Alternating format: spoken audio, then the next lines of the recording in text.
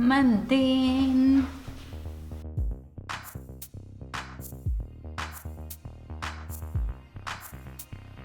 I'm sure you've heard me said it 1,000 times, and it is that the mending drawer has no end to it. And if you haven't heard me, it's because you're not subscribed yet, so please consider subscribing so that way you don't miss anything next week. And I have 2 pairs of jeans from my husband's that need repairing. One is these shorts that has a really nice rip in the crotch, and the longer pair just need to take up, but I want to try a different technique.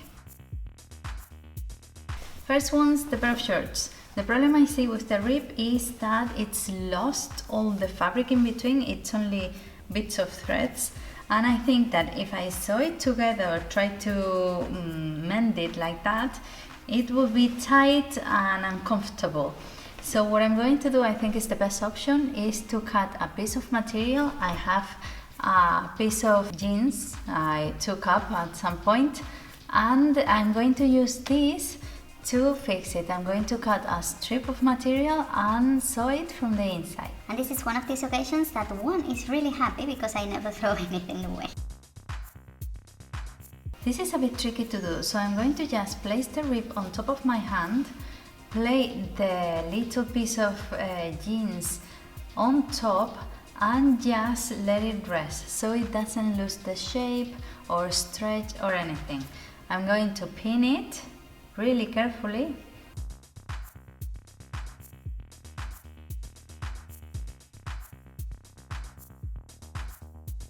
And I'm going to put it inside out. Why? Because the jeans, the shorts are really light, the color is really light, and if I put this color on top it will be really noticeable. But on the other hand, the inside isn't as noticeable, so that's good. So my plan of action is to go around this rib and make sure it's sewn, so that way I can take the pins off and then make a really good stitch on top so it doesn't move and we don't end up losing the shorts.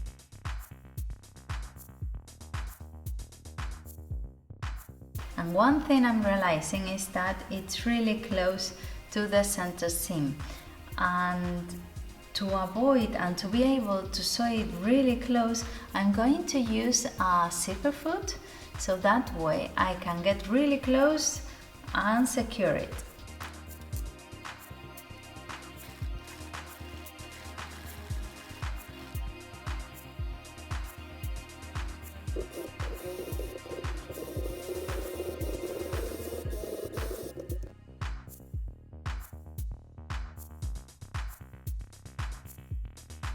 So this is the result. I'm really happy about it because I had never mended a rib before and I think it looks really good.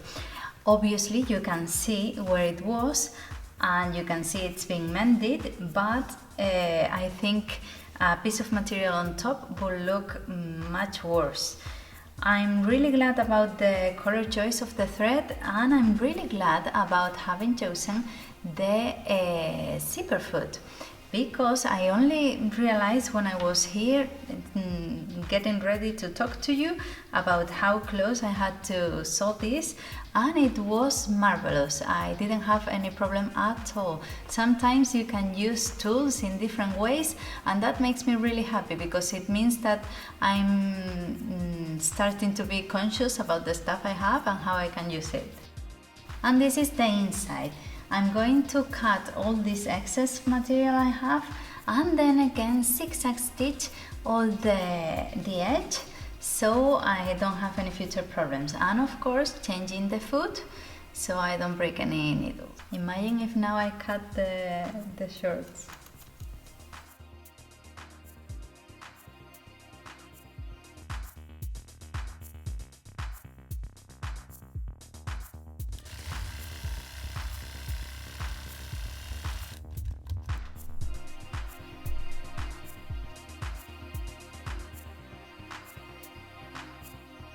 And now these ones. I've taken up trousers 1,000 times. You just have to measure your trousers, cut, fold twice, sew, and that's it.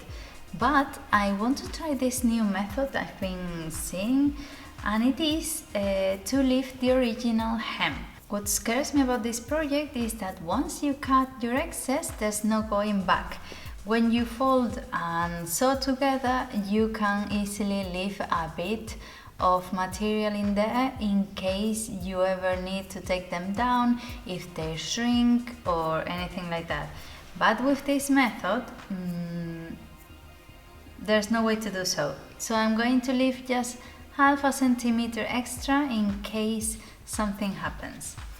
And to measure them, if you don't have the model right next to you, what you can do is, from a pair of trousers that fit properly, measure from the crotch down, and that way from both seams here you can see what's extra, what needs to be cut, which is not that much, so that's why I think this method will be good.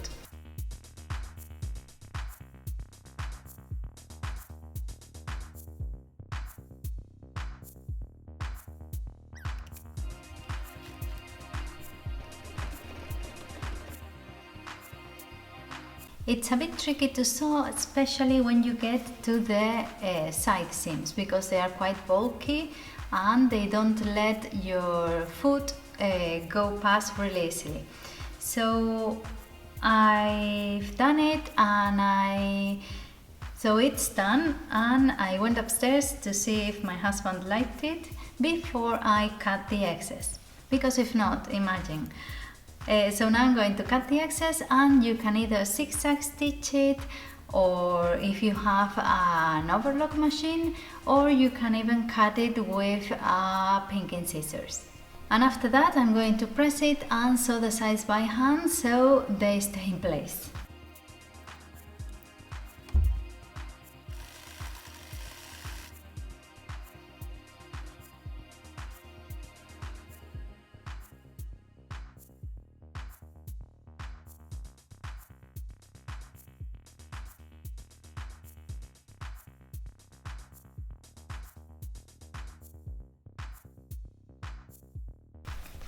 And this is the final result.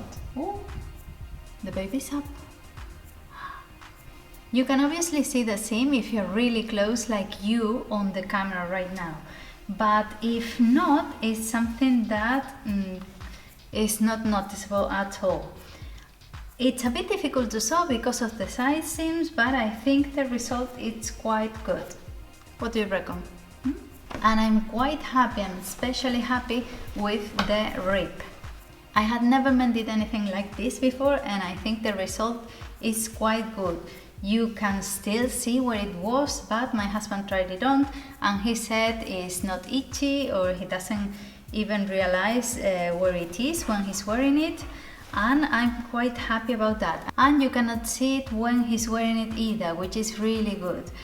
So I'm really happy about this because I had never done anything like that before. I'm repeating myself, but I'm really proud of it. So let me know down in the comments if you have mending like this to do. It's really good, I think, to give clothes a new opportunity, a second life in your wardrobe.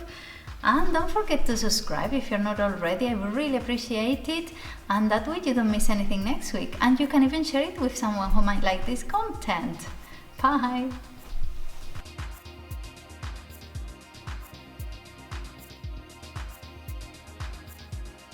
And this is one of these occasions that one is really happy because I never throw anything away.